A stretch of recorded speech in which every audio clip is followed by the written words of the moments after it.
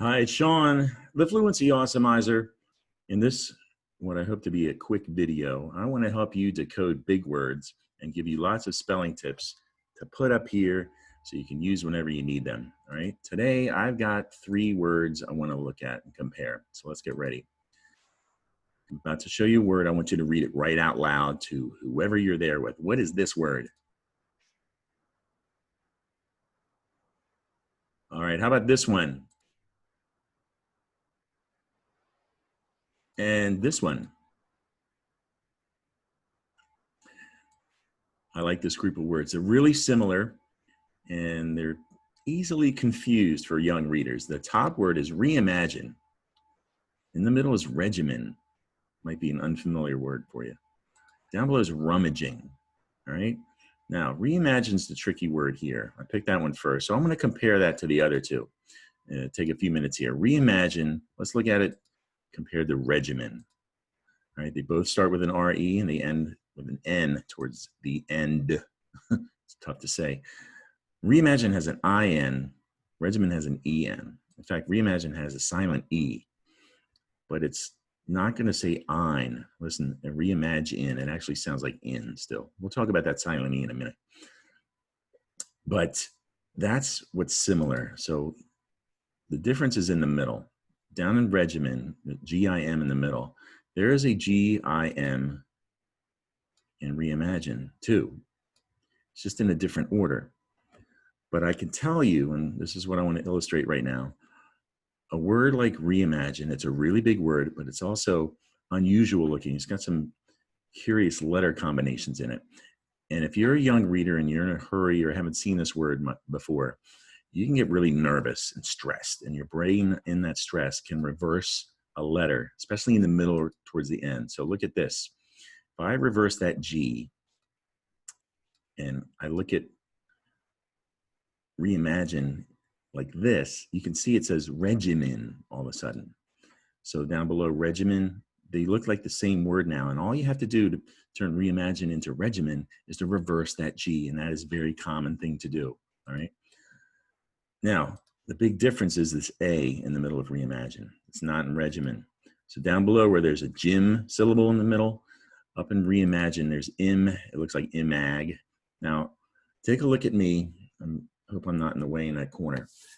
But look at here for a second. I want to talk about this G sound. Here's the letter G in sign language, all right? Now, it looks like a goose. Honk, honk, honk. So make this G. Here's a reminder of the 2 sounds of G. If you like geese, then it's just a gentle giant, aren't you? Ja, ja, ja is a soft G sound.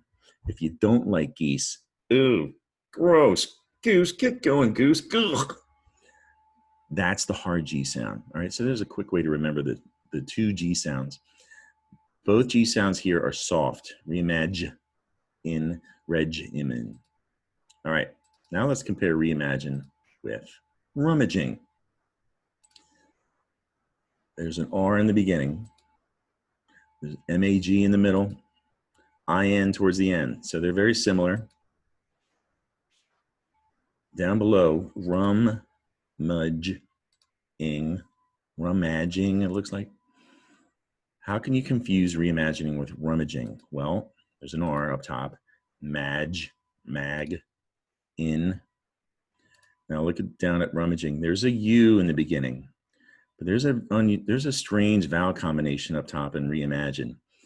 And so your brain, like I was talking about, that stress, that nervousness, it's easy to just focus on maybe the E. And also rummaging, sometimes, especially when you're talking, you don't exactly pronounce that G. So if I look down below at rummaging, and now up top, rummaging, okay? It's almost the same word. And that could be, if you indeed confused rummaging with reimagine, that could be why, right? That apostrophe N, you see that a lot when you're reading lyrics, poetry, right? But definitely when you pronounce it, a lot of people leave the G off of ing. Huge difference is this I in reimagine. And I can tell you, it's very easy for young readers to ignore that I. It's something about it being really skinny and hard to see, especially if you're in a rush. So get a good look at that I. Because down below it says rum in the beginning, but up top it's re im. All right, it's 2 syllables, not just one. And it's because of that I. I call it the lost I. All right, I'm going to look at the origin of reimagine. Comes from an old, I better get out of the way. Comes from an old Latin word, imaginari.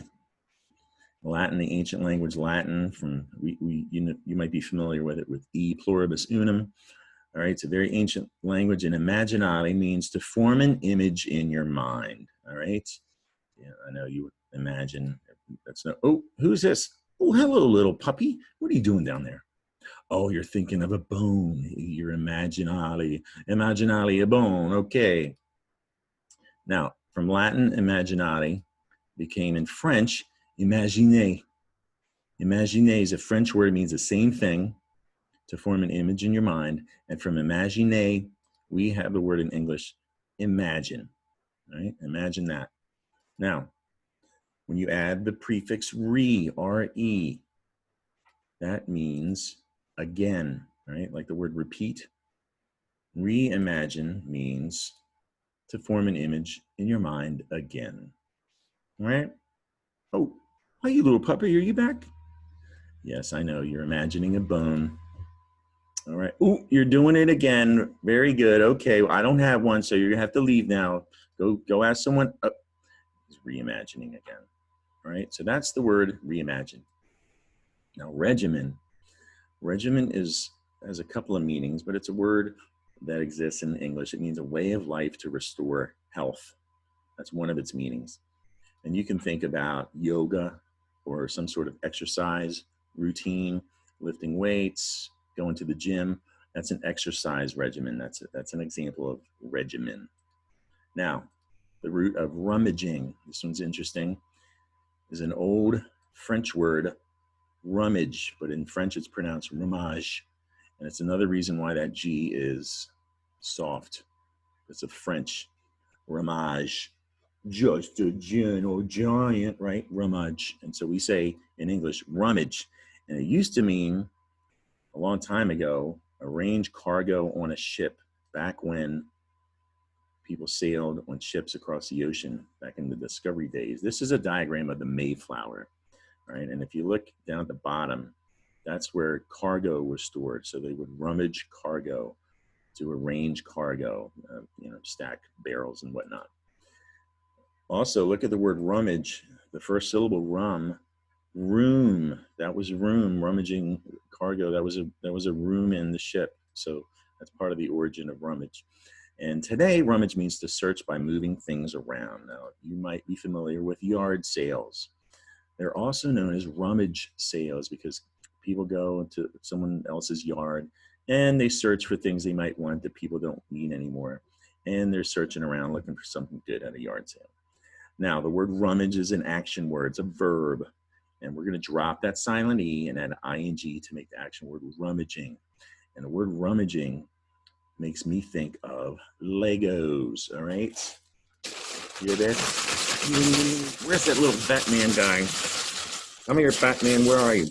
That's a modern form of rummaging, playing with Legos.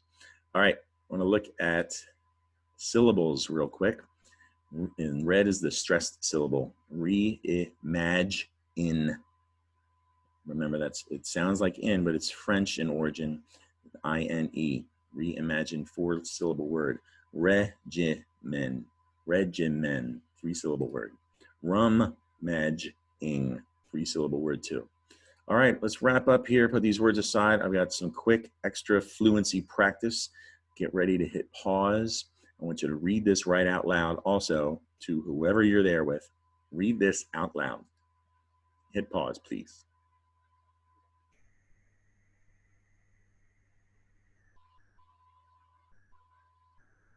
All right, that's going to do it for today. I hope you enjoyed the video. Subscribe to my YouTube channel where I post videos just like this every weekday to help readers in 2nd through 6th grade and beyond, and even before 2nd grade, if they're ready.